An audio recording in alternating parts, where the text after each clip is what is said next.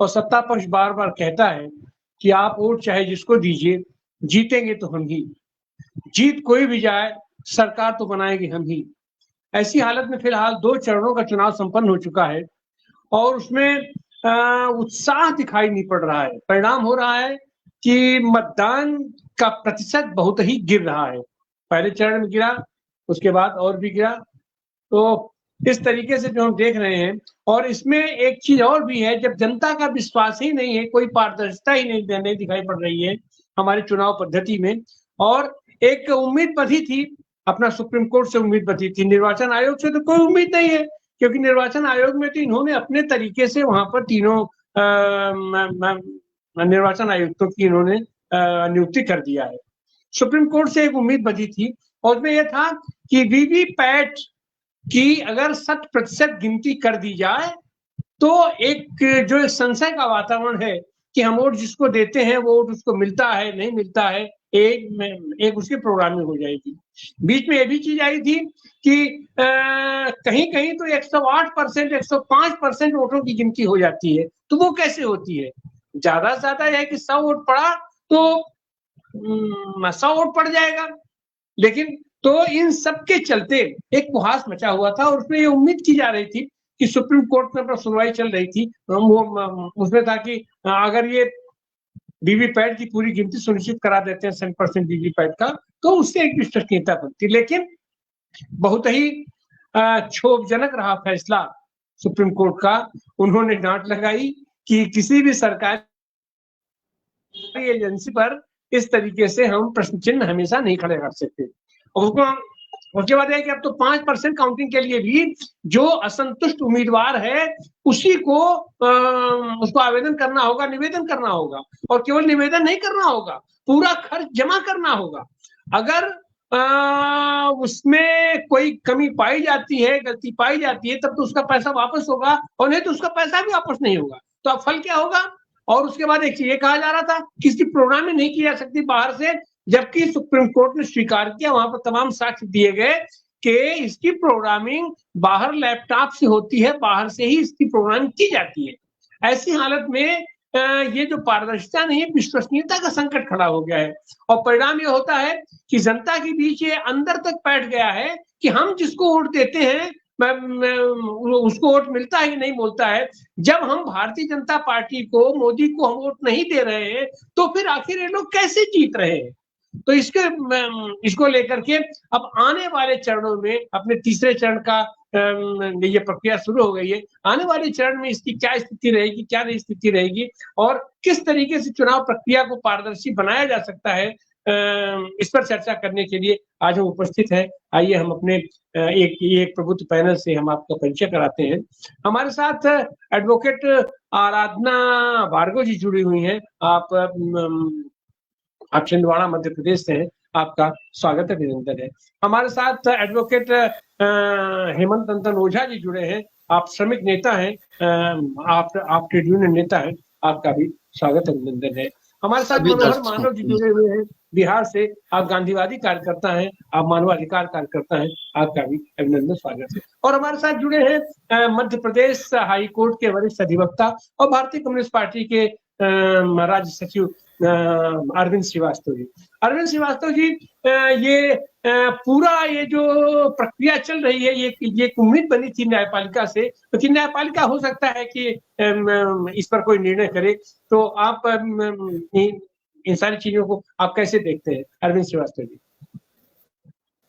धन्यवाद। देखिए, अब चूंकि सर्वोच्च न्यायालय का फैसला है और सर्वोच्च न्यायालय देश की सबसे बड़ी न्यायालय है, अब उसने फैसला दे दिया है तो उसका सम्मान तो हमको करना ही पड़ेगा। फैसला चाहे हम उसको माने, स्वीकार करें दिल से या ना करें, लेकिन फैसला है।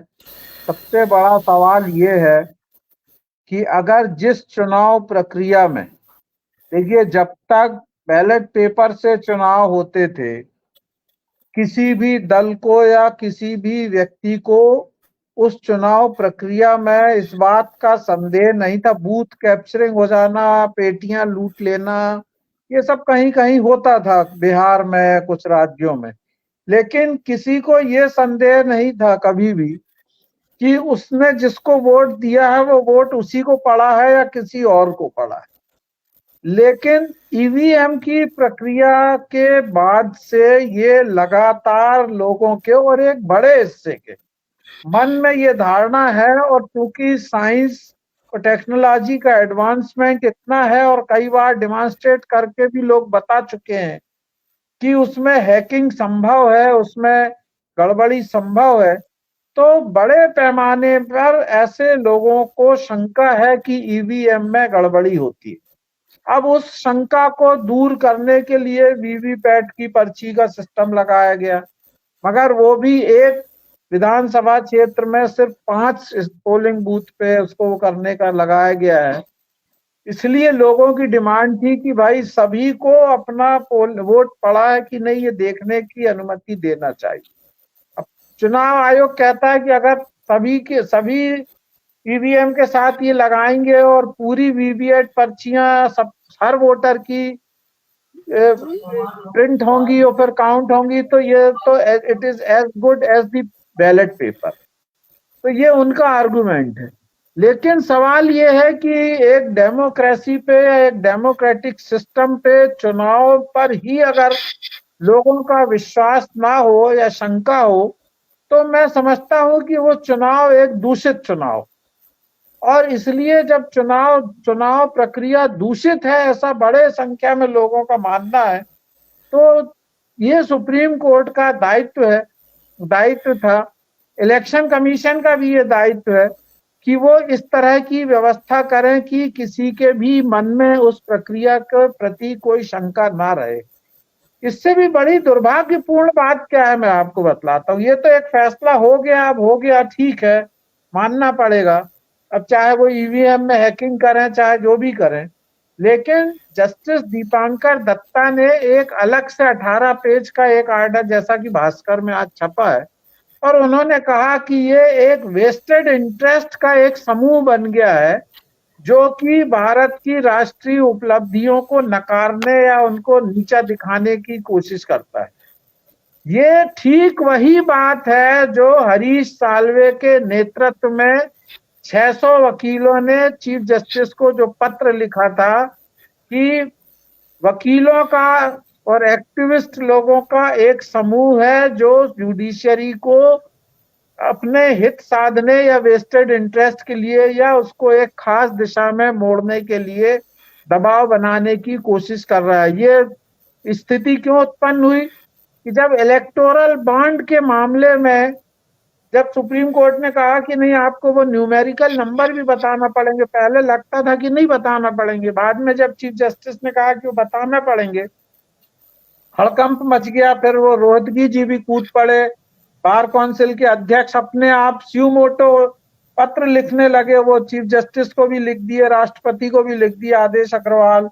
हरीश साल्वे उसमें, क्योंकि वो हरीश साल्वे तो ऐसा मान के चलते हैं कि वो जिस केस में हाथ रख देंगे वो उसी उनके पक्ष में होगा, तो ये इन्होंने लिखा कि ये कुछ एक वेस्टेड इंटरेस्ट का एक ग्रुप है जो कि जुडिशरी को एक खास तरह से मोड़ना चाहता है। अब ये जो जस्टिस दीपांकर दत्ता ने फैसला जो भी हुआ ठीक है, वो तो जिसको मानना है माने, ना माने, फैसला हो गया, मानने के लिए बाध्य है। लेकिन जो उन्होंने ये जो टिप्पणी की और उसके बाद नरेंद्र मोदी ने कहा कि लोगों को माफी मांगना चाहिए, ये असल में एक बहुत गलत और एक खतरनाक जो चीज है। इस तरह का जो टिप्पणी किया जाना कि कुछ लोग राष्ट्रीय हितों को, ये हमारा लीगल राइट है, और लीगल राइट होने के कारण हमने सुप्रीम कोर्ट में अगर केस लगाया और आपने उसको नहीं माना, तो ये कहना कि ये राष्ट्रीय उपलब्धियों के खिलाफ है, इस तरह से ये उन लोगों के लिए एक मतलब उनके खिलाफ ही टिप्पणी जो कुछ सही बातों के लिए, न्यायपूर्ण व्यवस्था के लिए, पारदर्शिता के लिए, शुचिता और स्वच्छता के लिए लड़ते हैं।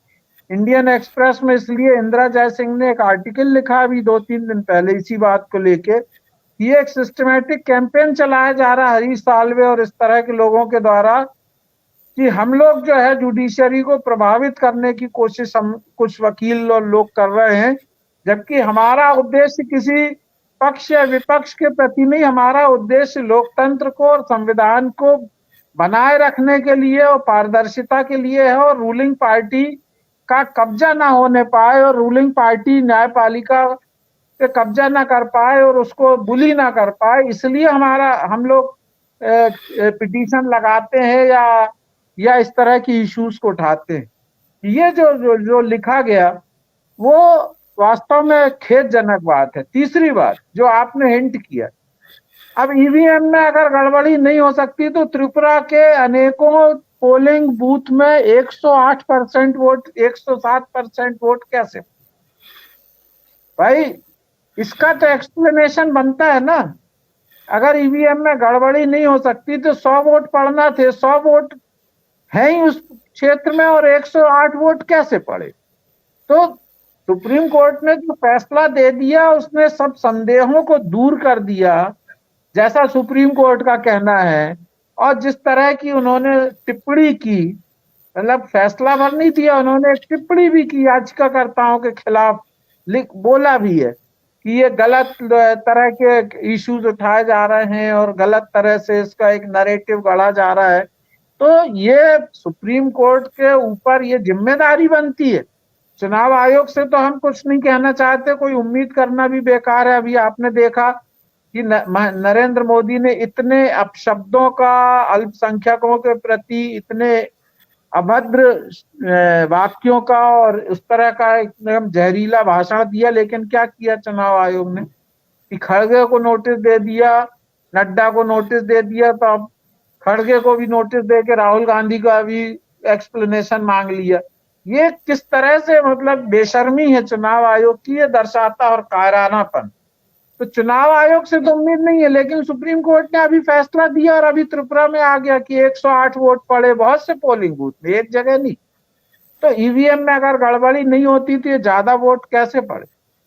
और अगर वहां पड़े तो दूसरी जगह भी इस तरह, हम कहते हैं दूसरी जगह का 70% वोट पड़ रहे थे और 80% पड़ गए, 85% पड़ गए, तो हमको तो पता भी नहीं चलेगा कि एक्चुअल वोट कास्ट हुए थे 70%, लेकिन वहां निकल रहे हैं 80%। वो बिलो 100% रहेंगे, 100% से कम रहेंगे, मगर 80% रहेंगे। एक्चुअल वोटिंग हुई है 68%, एक्स्ट्रा वोट 12% और बढ़ा दिए जाएंगे, तो कोई इस बात को समझ भी नहीं पाएगा कि ये 12% वोट बढ़ाए गए। जब 100 के 108 हो सकते हैं तो 68% के 80% भी हो सकते हैं, और वो 12% एक पर्टिकुलर कैंडिडेट के पक्ष में अगर हुए तो चुनाव नतीजों को बदल सकता है। तो ईवीएम के मामले में सवाल ये नहीं है कि वो सिस्टम कितना गलत है कितना सही है, सवाल ये है कि जिसको कहना चाहिए कि ढेरों इस तरह के शंकाएं और शंकाओं के पीछे ठोस आधार है, जिसके कारण ये लगता है कि ईवीएम में गड़बड़ी है और ये पारदर्शी सिस्टम नहीं है। और इसलिए ये दायित्व सुप्रीम कोर्ट का था कि वो इसको सिस्टम को सही करते, लेकिन उसको सही तरीके से उसको डील करते, शंकाओं का निवारण करते, लेकिन ऐसा नहीं किया। ये दुर्भाग्यजनक बात है। और नेचुरली उन्होंने भारतीय जनता पार्टी को, रूलिंग पार्टी को, चुनाव आयोग को एक तरीके से एक और हथियार दे दिया है गड़बड़ी करने का और मनमानी करने का, क्योंकि अब कहीं कोई सुनवाई का कोई स्कोप बचा नहीं। तो मैं समझता हूं कि ये हमारे लोकतंत्र के लिए और चुनावी लोकतंत्र के लिए, संसदीय लोकतंत्र के लिए एक दुर्भाग्यजनक बात है। मैं उसके मेरिट डीमेरिट की बात नहीं करता, लेकिन शंका के परे नहीं है चुनाव, ये बिल्कुल निश्चित है बात। और इसलिए मैं समझता हूं कि सुप्रीम कोर्ट का फैसला जो है ये एक निराश करने वाला फैसला है और लोकतांत्रिक व्यवस्था के लिए एक दुर्भाग्यपूर्ण दिन। जी सर, बहुत बहुत धन्यवाद। हम चलते हैं उत्तर प्रदेश। हमारे श्रमिक नेता हेमंत नंदन ओझा जी, और आप एडवोकेट भी है, तो सुप्रीम कोर्ट का जो फैसला है उसका तो सम्मान हम सबको करना ही पड़ेगा उसका सम्मान। लेकिन ये चीज यह भी तो है कि पारदर्शिता आवश्यक है, और विश्वास जनता का, मतदाता का अगर विश्वास ही नहीं जम पा रहा है तो वो कैसे मतदान करे, कैसे क्या हो। तो इसकी जिम्मेदारी भी तो ये अपने पूरे मतदान प्रक्रिया पर, निर्वाचन प्रक्रिया पर विश्वास हो, ये विश्वास पैदा हो, इसकी भी तो जिम्मेदारी सुप्रीम कोर्ट की बनती है, न्यायालय की बनती है। आप इन संदर्भों में आपकी टिप्पणी। हेमंत नंदन हो जाएगी जी, ओझा जी। जी हेमंत जी। हेलो हेमंत जी, हमको लग रहा हेमंत जी का शीश कर गया है, तो हम चले जी। नमस्कार। मनोहर है जी बोले जी, बोले।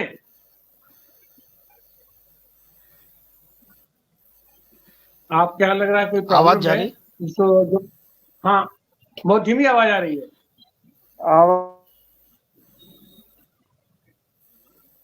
आप उसको ठीक कर लीजिए, फिर से जुड़िए। अब आवाज पहुंच रही है जी के पास? हाँ, पहुंच रही है। बहुत धीमी आवाज आ रही है। अच्छा, ठीक कराता हूँ। तब तक हम चलते मनोहर मानव जी के पास। मनोहर मानव जी, आपकी टिप्पणी। सभी को सादर जय जगत। मेरी आवाज सभी को आ रही है? मानव जी, मेरी आवाज हमारे साथ आराधना, मानव जी हमारे साथ जी, मेरी आराधना मानव जी, हम हमारे साथ आराधना भार्गव जुड़ी है, और आप रास्तों में आपका नेटवर्क बार बार कट जा रहा है, तो हम चाहेंगे कि आराधना भार्गव जी अपनी टिप्पणी करिए। आराधना भार्गव जी। ये जो सुप्रीम कोर्ट का फैसला जो आया वो इसलिए दुखद है कि जो जिम्मेदारी बहुजन समाज निभा रहा है, हम भारत के लोग भारत को प्रभुत्व संपन्न समाजवादी धर्मनिरपेक्ष लोकतांत्रिक गणराज्य बनाने के लिए दृढ़ संकल्पित है। तो ये लोकतांत्रिक गणराज्य बनाने की जवाबदेही हम लोग जिस तरीके से पूरी कर रहे हैं, और सुप्रीम कोर्ट ने हमें एक कॉन्स्टिट्यूशनल गारंटी दी है कि वो हमारे मौलिक अधिकारों की सुरक्षा करेगा, वह संवैधानिक अधिकारों की सुरक्षा करेगा। तो जो संवैधानिक अधिकार है लोकतंत्र को बचाने का, उसमें इस तरह के फैसले देने, यानी जनता का न्यायपालिका से विश्वास का उठना। दूसरी बात, जो चुनाव आयुक्त को ये बात सोचनी पड़ेगी कि आप इस तरीके का फैसला अगर देंगे तो जो हम मत का प्रतिशत घटता हुआ देख रहे हैं, जिस पर सरकार अरबों रुपए खर्च करने का काम कर रही है, पर इसका फायदा हमें कुछ भी दिखाई नहीं दे रहा, क्योंकि जब इस तरीके के फैसले होंगे तो जनता का विश्वास लोकतंत्र पर से उठेगा। कल हम अभी इंडिया गठबंधन की सभाएं चल रही है, महिला ने हमसे पूछा, एक महिला ने हमसे प्रश्न किया कि पहले ये तो बताइए कि आपकी ईवीएम मशीन ठीक हुई है कि नहीं, क्योंकि अगर हम जिसको वोट डालना चाहें उसको वोट ना डालकर वो कमल के फूल को ही वोट अगर जाता है, इसका मतलब हमारी मेहनत सारी बेकार होगी। तो ये जब आप एक बात साधारण सी महिला थी जिसने इस प्रश्न को करने का काम किया था, तो जनता को जब इस बात का शक होने लग जाए कि हम जिसको वोट डाल रहे हैं उसको वोट नहीं मिल रहा है, और उसके लिए अगर हमको सुप्रीम कोर्ट की शरण लेनी पड़ती है, वहां से भी इस तरह के फैसले आएंगे, तो चुनाव आयुक्त को भी देखना पड़ेगा। दूसरी बात, जितने भी हमारे संवैधानिक इंस्टीट्यूट है, वो संवैधानिक इंस्टीट्यूट बनाए गए हैं इस देश की जनता के लिए, न्यायपालिका बनाई गई है इस देश की जनता के संवैधानिक अधिकारों को सुरक्षा देने के लिए। चुनाव आयुक्त बनाया गया है जिस देश में लोकतंत्र बरकरार रहे और लोग जिसको वोट दें उसी को ही वोट पहुंचे।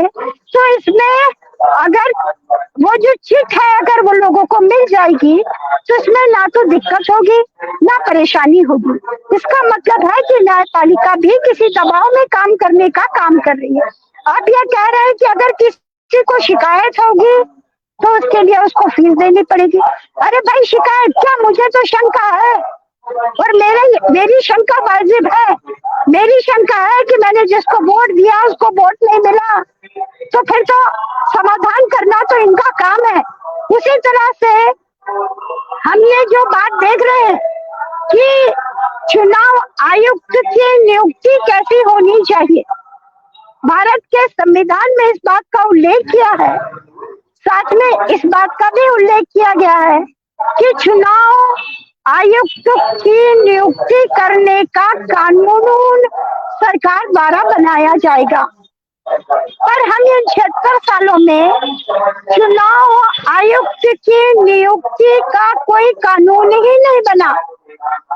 और जब हमारे चीफ जस्टिस डी.वाई. चंद्रचूड़ जी ने कहा कि जब तक आपका कानून नहीं बनता है तब तक के हम इस बात को देखें कि चुनाव आयुक्त की नियुक्ति करने के लिए किस तरीके की प्रक्रिया का अपनाया जाएगा, जिसमें सत्तारूढ़ पार्टी होगी, विपक्ष होगा और इस देश की न्यायपालिका के चीफ जस्टिस होंगे।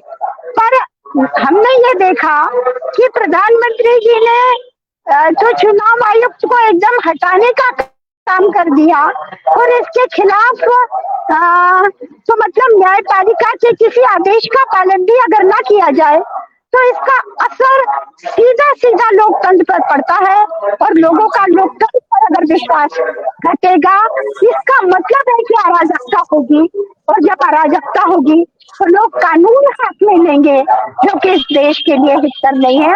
बस मैं अपनी बात को यही समाप्त करती हूँ। बहुत बहुत धन्यवाद। हमारे साथ डॉक्टर सुनीलम भी जुड़ चुके हैं। आप भी सभा से निकल करके सीधे आए हुए हैं, तो हम चाहेंगे कि डॉक्टर सुनीलम भी इस पर अपनी टिप्पणी रखिए। डॉक्टर सुनीलम, अनम्यूट कीजिए। डॉक्टर सुनीलम। धन्यवाद तिवारी जी। कल जो सुप्रीम कोर्ट का निर्णय आया है, उन्होंने पीएटी पर्चियां गिनने से इनकार कर दिया है। यह बहुत आश्चर्यजनक है, दुखद है, हम इसका विरोध करते हैं। ठीक ईवीएम को लेकर के जो पूरे देश में संदेह पैदा हुआ है, उस संदेह को दूर करने का एक अवसर सुप्रीम कोर्ट के पास में था।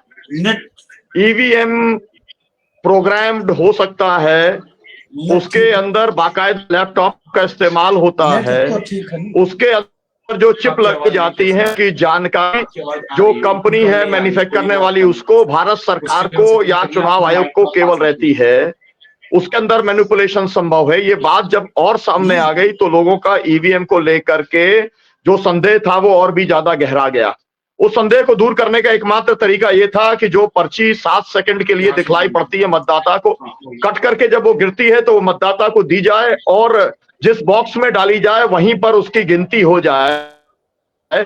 जैसे नोटों की गिनती की मशीन आती है, वैसे ही पैड पर्ची गिनती मशीन आ जाए और वहीं के वहीं वो गिनने का कार्य दे। ये काम संभव था, लेकिन सुप्रीम कोर्ट ने इसको स्वीकार नहीं किया। ये बहुत ज्यादा दुख है और सुप्रीम कोर्ट भी अगर इसमें इंटरेस्टेड नहीं है कि भारत की चुनाव प्रक्रिया पूरी पारदर्शी हो, तो इसके अंदर जा सकता है कि एक देश को चलाने का काम है, एक गठजोड़ इस देश को चलाने का काम कर रहा है, जो कि लोकतंत्र के लिए बहुत खतरनाक है, देश के लिए बहुत ज्यादा खतरनाक है। हम केवल इतना चाहते हैं, हमारी फिर से मांग है, बहुजन संवाद लगातार वीवीपीएटी पैट की 100% गिनती की मांग करता रहा है। अभी तो उल्टा कर दिया। सुप्रीम कोर्ट ने कहा है कि अगर प्रत्याशी को लगता है कि चुनाव जो है उसके अंदर ठीक नहीं हुआ है तो वो बाकायदा लिखित तौर पे आवेदन कर सकता है और उस आवेदन के बाद में जब गिनती होगी उसका पूरा खर्चा आवेदक को देना पड़ेगा। अब आप सोचिए, मेरे साथ में मैं दर्शकों को बताना चाहता, साथ में बैठे हुए हैं, इनका नाम है रामू टेकाम जी है। ये एलएलएम इन्होंने किया हुआ है, आदिवासी साथी हैं। अब आप जो हैं तो आप इनसे खर्चा लेंगे, मतलब लाखों का खर्चा आप प्रत्याशी से लेंगे जबकि आपकी मशीन गड़बड़ है। मेरा कहना यह है कि ये पूरे तरीके से लोकतंत्र को बाधित करने का इंतजार रहेगा। देखिए, मुझे ऐसा लगता है कि दुनिया के अंदर जहां पर ईवीएम मशीन बनी थी उन्होंने इसको तोड़वा दिया, इसको बंद करवा दिया। जनता को सड़कों पर आना पड़ेगा तब ये ईवीएम मशीन बंद होगी।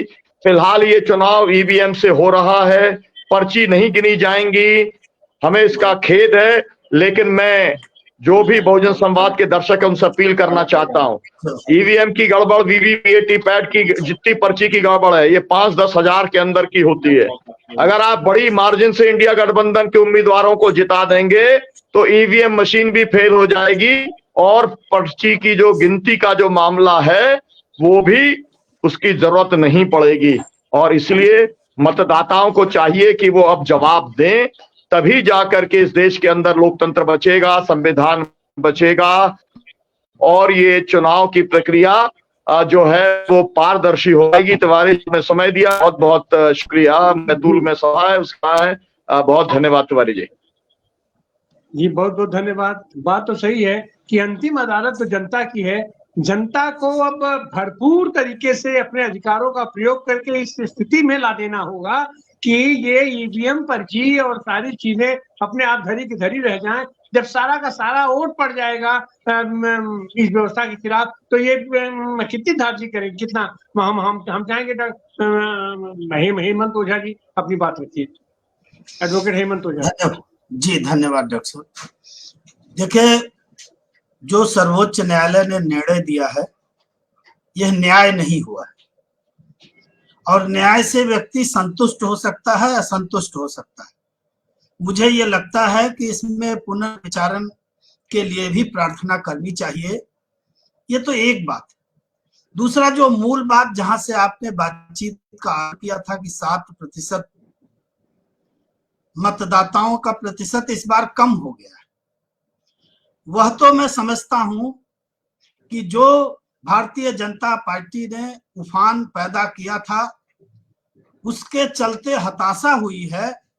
और इसलिए जो पिछली बार उनको 7% वोट मिले थे, जो अधिक मिले थे, जो उनके मत के प्रतिशत अधिक थे, उसमें कहीं ना कहीं हताशा है और लोग वोट कम दे रहे हैं।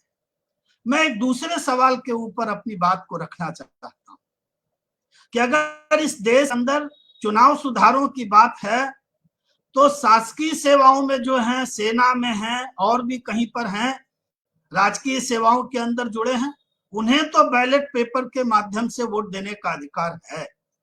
लेकिन इस देश का करोड़ों करोड़ मजदूर जो प्रवासी है, इस देश के विद्यार्थी जो पढ़ने के लिए कुछ कहीं दूर जाकर के पढ़ाई लिखाई कर रहे हैं, नौजवान जो तमाम जगहों के ऊपर दूसरी जगहों पर जाकर के नौकरियां कर रहे हैं, वो अपना मतदान करने से वंचित रहते हैं। आखिर इन सुधारों में उनको कब जोड़ा जाएगा? उनके मतदान को किस तरह से सुनिश्चितता की जाएगी कि वोट पड़े उनका? उनके लिए इस तरह से बैलेट की व्यवस्था कब होगी जब वो वोट डाल पाएंगे?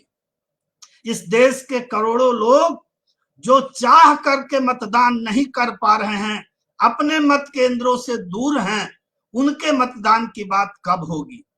रही बात जो सर्वोच्च न्यायालय ने निर्णय लिया है, मैं ये समझता हूं कि कोई भी निर्णय जो हुआ है अगर वह न्याय नहीं है तो उसमें पुनर्विचारण की हमेशा संभावनाएं हैं। और अगर हम निर्णय से सहमत नहीं हैं तो ये बात सही है कि जनता की अदालत से बड़ी कोई अदालत नहीं है। मत विश्वास के लिए होता है, मत जीता जाता है, जनता के विश्वास को हम हासिल करते हैं। और अगर जनता को यह विश्वास नहीं है कि हमने जिसे वोट दिया है वह जीत गया है, तो विश्वास होना भी जरूरी है। और एक पारदर्शी व्यवस्था, यह निर्वाचन आयोग का उत्तरदायित्व है कि वह व्यवस्था बनाए कि अगर वीवीपैट है तो वह भी रहे, संशय हो तो उस संशय को दूर करने के लिए क्या समाधान होगा, यह बात संपूर्ण रूप से अभी मुझे लगता है कि सर्वोच्च न्यायालय में इसकी कितनी चर्चा हो पाई, मैंने आदेश को क्योंकि पढ़ा नहीं है इसलिए बहुत गहराई से उस पर बातचीत नहीं रख रहा हूं।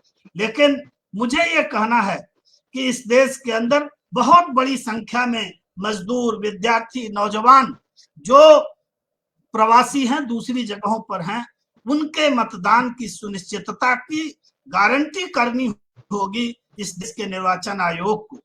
और जो गिनती है, अगर वह संशयपूर्ण है, उसमें विश्वास नाम की चीज शामिल नहीं है, तो निश्चित रूप से इस देश के लोकतंत्र के लिए यह शुभ संकेत नहीं है और इस निर्णय से हम सब लोगों को धक्का पहुंचा है। धन्यवाद। बहुत बहुत धन्यवाद हेमंत जी। बात तो सही है कि देश का हर नागरिक अपने मताधिकार का प्रयोग करे, इसकी व्यवस्था तो सुनिश्चित की ही जानी चाहिए और पारदर्शी तरीके से होना चाहिए कि हम जिसको वोट दे रहे हैं, अगर हमारा संशय है कि हमारे वोट की डकैती हो रही है, हमारा वोट वहां नहीं गिना जा रहा है जहां हमने वोट दिया है, तो इसको स्पष्ट करना, इस पर हमारा भ्रमभंजन करना, ये काम तो निर्वाचन आयोग का है और ये काम तो न्यायपालिका का है, उसको करना चाहिए। इस बीच हमारे साथ ये कानपुर से जुड़ चुके हैं अजित कुमार सिंह जी, आपका भी स्वागत, अभिनंदन है। और हमारे साथ राजस्थान के राजनीतिक विशेषज्ञ डॉक्टर रवि यादव जी जुड़े हैं। हम चाहेंगे कि रवि यादव जी इस बात पर अपनी टिप्पणी दें। रवि यादव जी।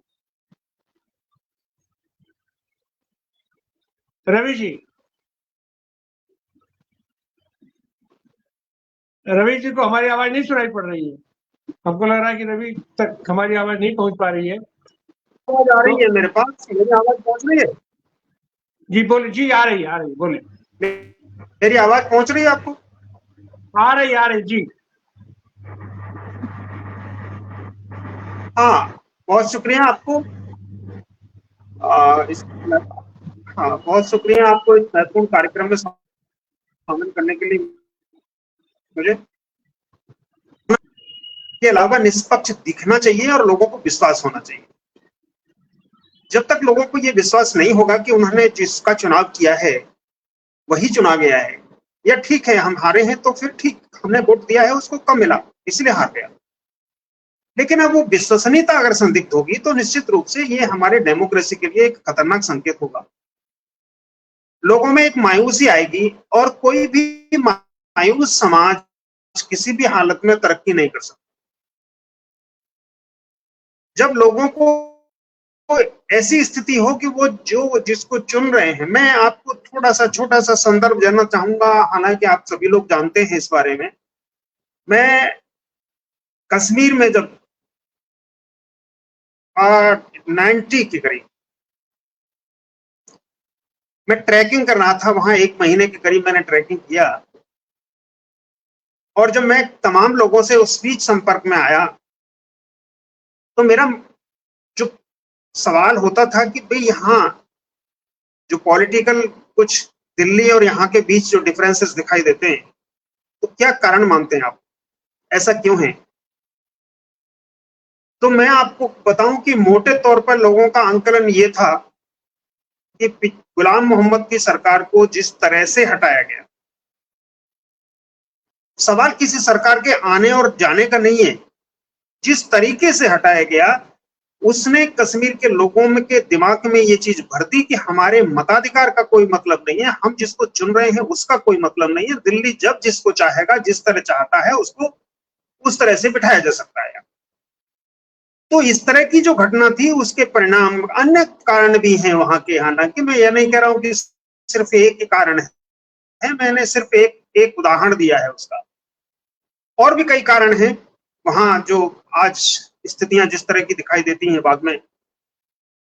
तो लेकिन इसमें कोई संदेह किसी को नहीं होना चाहिए कि अगर पॉलिटिकल जो सिस्टम है, इलेक्शन का जो सिस्टम है, उसमें अगर लोगों का विश्वास नहीं है तो डेमोक्रेसी फिर किस तरह से चल सकती है।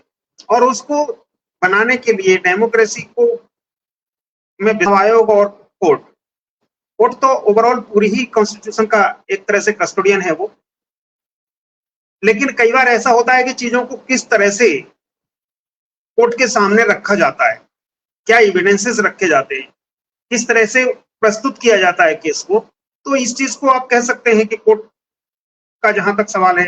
लेकिन जो अदर एजेंसीज हैं, खास तौर से जो चुनाव आयोग है, उसको ये सुनिश्चित करना चाहिए किसी हालत में, और वो आप देख रहे हैं पिछले काफी समय से कि चुनाव आयोग नाम की संस्था कोई इस देश में चल भी रही है क्या, वो बहुत बड़ा सवाल है आज की तारीख में।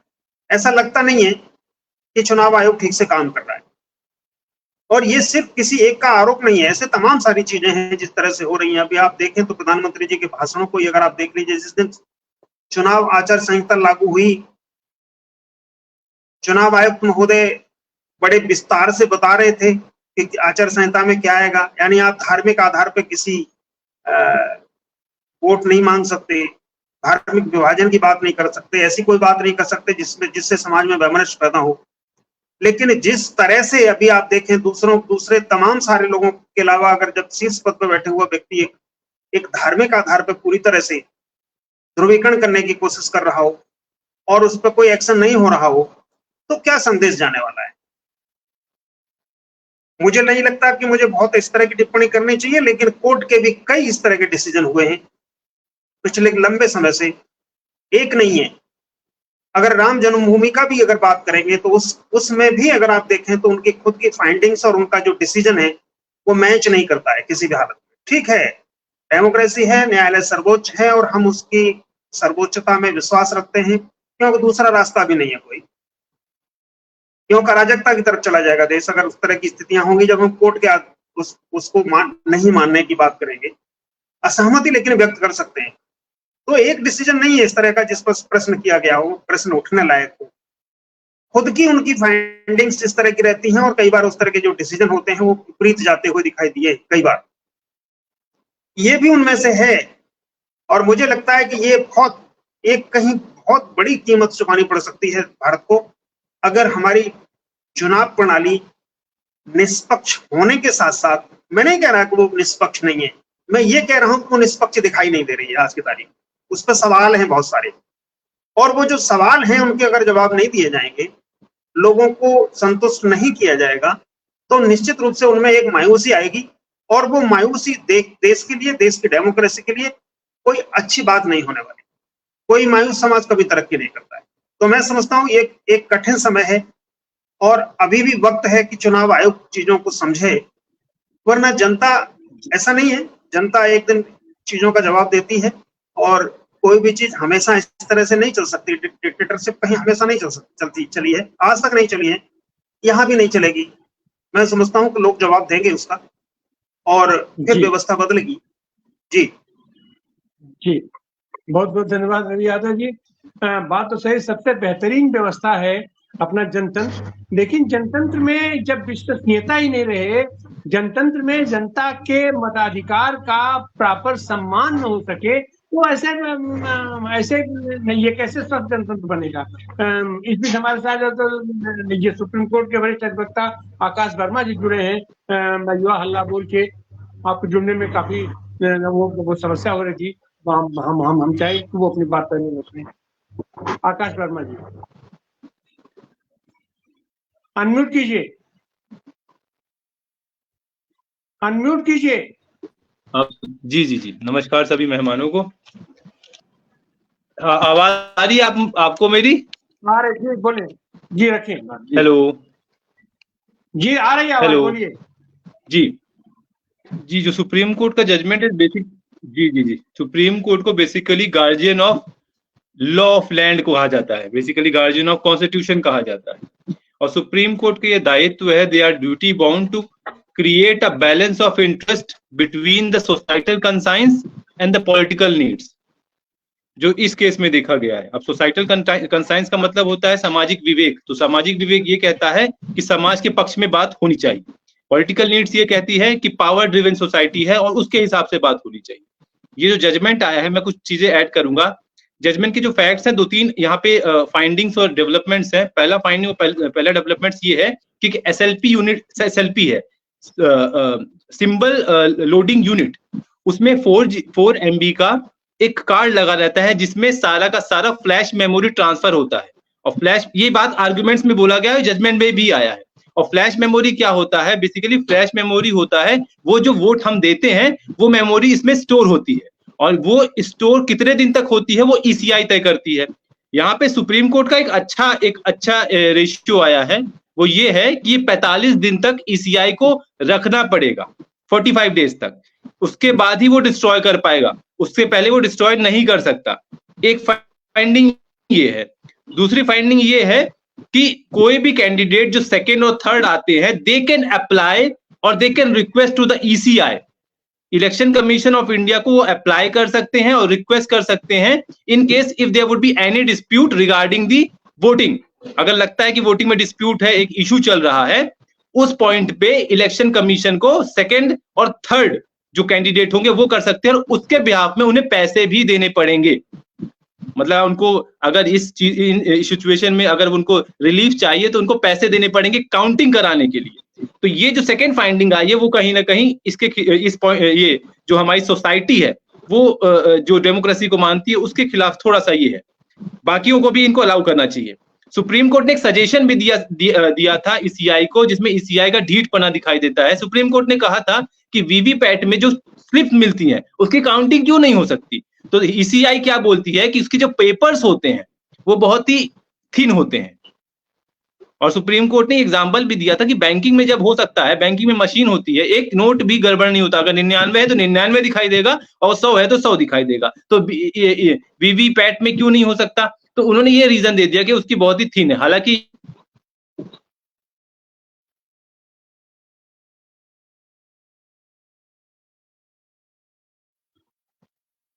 जी आपकी नेटवर्क प्रॉब्लम है, हम चाहेंगे कि अगर वो आते हैं तो फिर से उनकी बात सुन लेंगे। अजीत कुमार सिंह जी बात रखिए। धन्यवाद तिवारी जी और सभी आज की चर्चा में शामिल पैनलिस्ट को हमारा अभिवादन। बहुत अच्छी बात बता रहे थे आकाश जी की जो एक विश्वास होता है जनता के बीच में, जनता जो मताधिकार का प्रयोग करती है, अगर उसमें कहीं अविश्वास पैदा हो जाए, यानी कि यह सत्ता या पार्टी के प्रति कोई यकीनी ना रहे और साथ साथ उस सिस्टम पर भी यकीन ना रहे जिसे वो इस्तेमाल करने जा रही है, तो मैं तो ये समझता हूँ कि सुप्रीम कोर्ट ने जो निर्णय लिया वो समाज के दायरे में रहते हुए तो नहीं लिया है, और ये सामाजिक दायरे से बाहर इन्होंने देख करके निर्णय लिया कि इसको हम पीछे बैक तो नहीं हो सकते, लेकिन बैक सवाल ये नहीं होता है, हम आगे बढ़ना चाहते हैं। तो अगर आज हम 50 साल बाद या 20 साल बाद या 5 साल के बाद हम वीवीपैट का ऊपर हम डिसीजन लेंगे तो डिसीजन आज भी हो सकता था कि वीवीपैट का इस्तेमाल हो सकता है और उसकी काउंटिंग बराबर होनी चाहिए, इससे पारदर्शिता भी बनी रहती।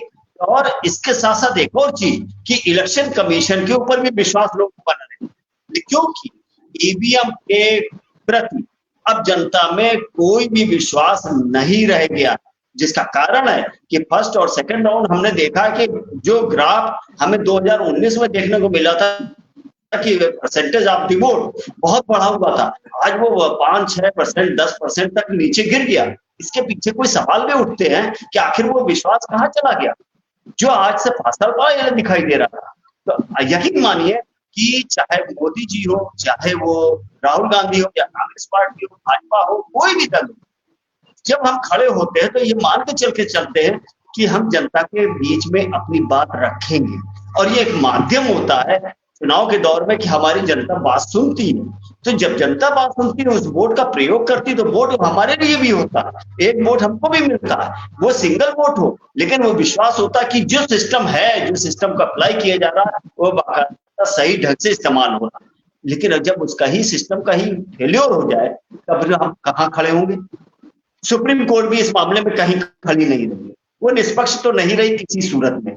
तो जब सुप्रीम कोर्ट ने नहीं निष्पक्ष हो रही है, केवल एक विश्वास जागा था टीएन सेशन के समय कि बूथ कैप्चरिंग होती थी, बूथ कैप्चरिंग को रोकने का काम उन्होंने सबसे बड़ा किया था कि बिहार के अंदर तो धन और बाहुबल दोनों काम करते हैं। आज धन और बाहुबल नहीं काम करते, लेकिन ईवीएम मशीन को किस तरीके से मैनेज किया जा रहा है इस पर विश्वास खतरा पैदा हो गया हो। तो ऐसे में ईवीएम जब ये कहा जाता है कि भैया वोट तो चाहे हम किसको दें लेकिन जाएगा तो उसी को, तो जब जाएगा उसी को पर तो मामला गड़बड़ है। जनता के प्रति, जब हम कहते हैं कि जनता की सरकार, जनता के लिए, जनता के द्वारा चुनी हुई सरकार, तो जनता के लिए है कहाँ? वो तो ईवीएम चुन रही है, हम कहाँ चुन रहे हैं?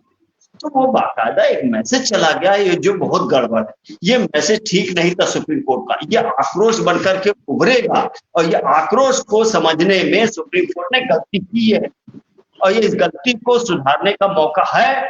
और ये चाहे इलेक्शन कमीशन सुधारे या ये सुप्रीम कोर्ट सुधारे, सुधारना तो इन दोनों लोगों, क्योंकि संवैधानिक रूप से स्वतंत्र संस्थाएं हैं और स्वतंत्र संस्थाएं जब होती हैं तो वो डिसीजन ले सकती हैं, वो जनता में विश्वास बनाए रख सकती हैं। लेकिन ये जनता के भीतर विश्वास बना रहेगा, कितने दिन बना रहेगा ये तो आने वाले दिन बताएंगे। लेकिन ये बता दूं कि फर्स्ट और सेकंड राउंड ने शो कर दिया कि ईवीएम पर जनता को विश्वास नहीं रह गया है। तो हालात अच्छे नहीं है, हालात बिगड़ते जाएंगे। सुप्रीम कोर्ट ने इसमें कोई भी निष्पक्ष रूप से कोई भी समझदारी का काम नहीं लिया है और आने वाले दिनों में खतरनाक स्थिति होगी। धन्यवाद। बहुत बहुत धन्यवाद अजीत जी। हम हमारे साथ बिहार से मनोहर मानव जी जुड़ चुके हैं।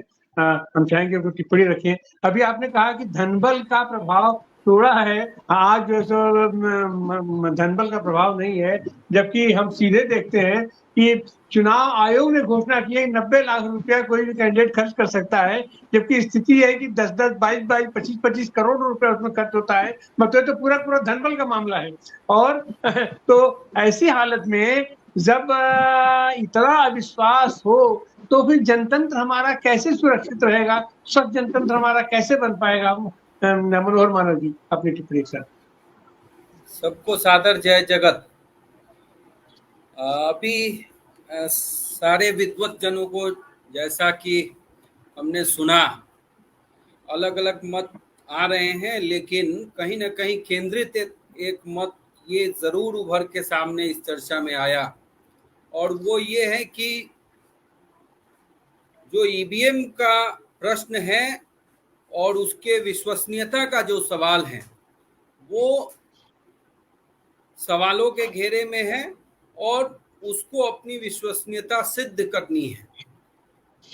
आप सब लोग जानते हैं कि लोकतांत्रिक व्यवस्था में भारत की जो विधायिका, कार्यपालिका और न्यायपालिका, और विधायिका के सर्वोच्च जो संसदीय व्यवस्था का चुनाव है आम चुनाव, और उससे एक तरीके से कार्यपालिका, और मैं कहूं तो अतिशुक्ति शायद नहीं होगी, चूंकि नियमन भी हम विधायिका से ही बना के और न्यायपालिका पर प्रेषित करते हैं।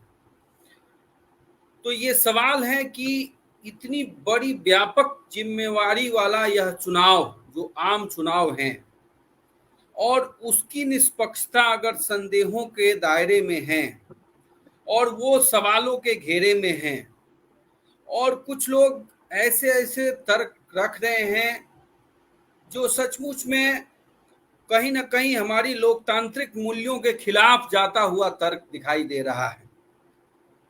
अभी जैसा कि सुप्रीम कोर्ट ने कहा कि प्रत्याशियों को ही उसका पैसा देना पड़ेगा रिकाउंटिंग का, ये सरासर लोकतंत्र की हत्या नहीं तो और क्या हो सकती है। कोई किसी भी व्यक्ति की असहमति को और उसके अविश्वास को हम जितना पारदर्शिता पूर्वक आगे प्रस्तुत करेंगे, उतना ही जनमत को हम हासिल करने की कोशिश करेंगे। लेकिन एक बात जो बार बार आई है, वो बहुत खेद पूर्वक मैं कहना चाहता हूं कि एक मैकेनिज्म था। आज भी अगर गुड गवर्नेंस जिस समाज में न हो तो ईवीएम को कैप्चर किया जा सकता है, ईवीएम पर जबरदस्ती बटन डलवाया जा सकता है, और होता भी है, ऐसा नहीं है कि नहीं है। जिस बात को पैनलिस्ट लोग बोल रहे थे कि बिहार में जिस तरीके से ये बैलेट को कैप्चर किया जाता था, क्या आज ईवीएम को कैप्चर नहीं किया जाता है? ये तो कैप्चर किया ही जाता है। डॉक्टर सुनीलम जी ने जो बात कही वो बहुत ही प्रासंगिक सा महसूस हो रहा है। जिन देशों ने इलेक्ट्रॉनिक्स वोटिंग मशीन को बनाया, उन देशों ने अपने यहाँ बैन कर दिया। भारत अभी विकासशील है। दुनिया के सारे विकसित देश अपने यहाँ जो भी चुनाव हो रहे हैं, उस चुनाव में वो मत पेटी और मत ये जो प्रयोग वाला जो सिस्टम है, बैलेट का सिस्टम है, उसको अख्तियार कर रहे हैं। क्या हम ज्यादा विकसित हैं अमेरिका से? क्या हम ज्यादा विकसित हो चुके हैं दुनिया के और सारे मुल्कों से? ये कहीं ना कहीं उन देशों में भी इस तरह की परिस्थितियों को सामना किया होगा, इसलिए उन देशों ने अपने यहाँ से इलेक्ट्रॉनिक्स वोटिंग पैटर्न को हटाया। सवाल ये उठता है कि जब पूरा विपक्ष को इस तरह के संदेहात्मक स्थिति का दौर का सामना करना पड़ रहा है और समाज में ईवीएम को लेकर एक व्यापक शंका का वातावरण व्याप्त हो चुका है पूरे देश भर में, तो चुनाव आयोग की विश्वसनीयता भी आज संदेहों के घेरे में है। और हम जहां पर गए थे सुप्रीम कोर्ट में, वहां भी हमें न्याय नहीं मिला बल्कि फैसला मिला, और वो फैसला जो है थोप दिया गया कि आपको ये मानना ही होगा। ये कहीं ना कहीं हमारी लोकतांत्रिक व्यवस्था को कमजोर स्थिति में लाने की प्रक्रिया की शुरुआत की गई है। तो इसलिए मेरा आगे के कार्यक्रमों के ऊपर निवेदन है। एक तो मेरा निवेदन है कि जो लोग इस प्रक्रिया को आगे बढ़ा रहे हैं कोर्ट के माध्यम से, उनको पुनर्विचार याचिका और एक लार्जर बेंच के सामने, चूंकि यहाँ पर न्यायविद लोग भी हैं, इसके लार्जर बेंच के सामने भी प्रस्तुत करने की कोशिश करनी चाहिए। कई बार जो डबल बेंच का फैसला होता है सुप्रीम कोर्ट में, और उस फैसले को भी कई बार संवैधानिक बेंच जब पूरा फुल फ्लेज बेंच बैठता है तो उसके विपरीत वो फैसला जाता है। अगर जो लोग इस काम को कर रहे हैं, तो एक तो निवेदन होगा ये कि इससे बड़े बेंच में हम लोगों को सुनवाई के लिए, हेयरिंग के लिए प्रस्तुत करनी चाहिए जो लोग इस काम को कर रहे हैं। दूसरा मेरा ये मानना है कि एक पक्ष जो रखा गया कि इसमें बहुत कम 10-15 हजार 20 हजार वोट का मार्जिन जो है ईवीएम से हैकिंग हो सकती है, इस तरह का जो संदेह व्यक्त किया गया है इस पैनल में, मैं उससे असहमति जाहिर करता हूं। मैं उससे सहमत नहीं हूं। इसलिए सहमत नहीं हूं कि जिस वोटिंग पैटर्न के ट्रेंड को देखने के बाद अगर सचमुच में ईवीएम टेम्पर्ड हो सकता है, तो वो टेम्पर केवल 10-20% नहीं, बल्कि ये सुनिश्चित करेगा वो पैटर्न कि हारे हुए प्रत्याशी को कितना मत दे करके चुनाव जिताया जा सकता है। इसलिए जो बात कही गई है कि जनता की अदालत है, तो जनता की अदालत में लोकतांत्रिक विरोध का तो पैटर्न हो सकता है, लेकिन जिस वोट की वकालत आप कर रहे हैं कि वोटों के आधार पर हम बदल देंगे, और अगर ईवीएम हैक हो रहा है, अगर ईवीएम हमारी चुनाव की निष्पक्षता साबित नहीं कर रहा है, तो मुझे लगता है कि ईवीएम के खिलाफ लोकतांत्रिक तरीके से इस देश में वो जो जनपक्षीय प्रक्रिया है उसकी तो शुरुआत हो सकती है, लेकिन मतगणना के दौरान हम मत चाहे 80% ही क्यों ना दे दें सत्तारूढ़ गठबंधन के खिलाफ, लेकिन चूंकि ईवीएम हैक हैं, उस परिस्थिति में वो वोट उसी आदमी को जिताएगा जिसको 20% वोट मिले हैं। इसलिए यह सोचना उचित नहीं होगा कि ये 10% 20% ही हैक हो सकता है। ये इस मुगालते में रहने की जरूरत नहीं है। और तीसरी बात, जो सबसे ज्यादा सिक्योर माना जाता है, हमारे यहाँ इलेक्ट्रॉनिक्स रूप से पैसों का आदान प्रदान करना सबसे ज्यादा सिक्योर माना जाता है। ऐसा माना जाता है कि वो सबसे सिक्योर पद्धति है, और यहाँ का पैनल और देश के बहुतायत लोग ये जानते हैं कि किस तरह से हमारे अकाउंट तक को हैक करके अकाउंट खाली कर दिया जाता है। क्या इससे अवगत नहीं है? और इस तमाम परिस्थितियों के बावजूद भी इस तरीके का फैसला दुर्भाग्यपूर्ण बात है। और मुझे लगता है कि इसके लिए हमें न्यायिक स्तर पर बड़े पैटर्न में जाने की जरूरत है, सुप्रीम कोर्ट के लार्जर बेंच में जाने की जरूरत है। दूसरा, इसके खिलाफ एक व्यापक लोकतांत्रिक और अहिंसक तरीके का जनमत तैयार करने की जरूरत है, जो जनमत सड़कों पर उतरकर यह बात कहे कि हम आपके इस वोटिंग पैटर्न पे विश्वास नहीं करते हैं, तब जाके हम ईवीएम के खिलाफ एक मत बनाएंगे। और तीसरा अंतिम सुझाव जो ये है कि अभी जो एक गठबंधन पूरा बना है और जिस गठबंधन को ये लग रहा है कि पूरी तरह से यह ठीक नहीं है, तो गठबंधन भी अनमनस्क तरीके से, मैं दावे के साथ कह रहा हूं, यह गठबंधन भी अनमनस्क तरीके से ईवीएम के सवालों को उठाता है। गठबंधन अगर पूरी मजबूती के साथ इस बात को उठाता, कांग्रेस पार्टी हो, समाजवादी पार्टी हो, ममता जी की पार्टी हो, या देश के तमाम विपक्षी दल के लोग एक स्वर से ईवीएम के खिलाफ अगर आवाज बुलंद करते, तो हो सकता था कि एक व्यापक जन दबाव, विपक्ष का दबाव महसूस करके और ईवीएम को निस्तेज किया जाता, ईवीएम को हटाया जाता। और अंत में ये बात मैं जरूर कहूंगा, इस वजह से भारतीय लोकतांत्रिक व्यवस्था पर दुनिया में प्रश्न खड़ा हो गया है। ये हम लोगों के लिए चिंता का विषय है। दुनिया के कई देशों के राजदूतों ने इस ईवीएम की इस तरह की व्यवस्था पर सवाल उठा दिया है और भारत की लोकतांत्रिक व्यवस्था के ऊपर सवाल उठाया है, और इससे हमारी पारदर्शी लोकतांत्रिक एक व्यापक एक बड़ी जनतांत्रिक व्यवस्था के ऊपर सवाल उठ रहा है।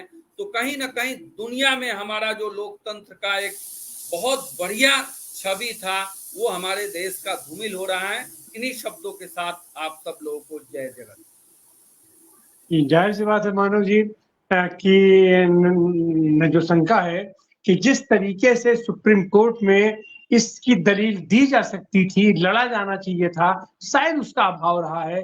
हम फुल फ्लेज उस तरीके से हमने वहां पर अपने बातों को भी नहीं रखा, तर्कों को नहीं रखा, और कहीं ना कहीं से ये निर्णय भी एकांगी फैसला नजर आ रहा है। न्याय इसमें से कहीं दिखाई नहीं पड़ रहा है। न्याय तो यही है कि किसी भी नागरिक का अगर उसको संतुष्ट करना आपका काम है कि उसने अगर अपना वोट दिया है तो किसको दिया है, इसकी गारंटी हो कि हम जिसको वोट दिए हैं हमारा वोट उसी को गया है और हमारा वोट उसी के लिए गिना गया है, उसी को गिना गया है। अगर हम इस पर संतुष्ट नहीं होते हैं तो ये जिम्मेदारी हमारे निर्वाचन आयोग की है, हमारे न्यायपालिका की। एक बात और है, हम व्यावहारिक रूप से देखते हैं कि हर मतदान केंद्रों पर अंतिम समय में उसको फर्जी मतदान भी हम तो कह सकते हैं कि मतदान प्रतिशत बढ़ाने के लिए वहां जितने एजेंट लोग इकट्ठा रहते हैं, एक तरह से सबकी सहमति से अपना मतदान प्रतिशत बढ़ाने के लिए फर्जी वोट डाला जाता है अपना थोक के भाव में। तो ऐसा भी मतदान प्रतिशत बढ़ाने की कोई आवश्यकता नहीं है। फर्जी वोट एक भी नहीं पड़ना चाहिए, अनावश्यक रूप से एक भी वोट नहीं पड़ना चाहिए। और जो भी वोट हमारा नागरिक देता है, हमारा मतदाता देता है, उसकी विश्वसनीयता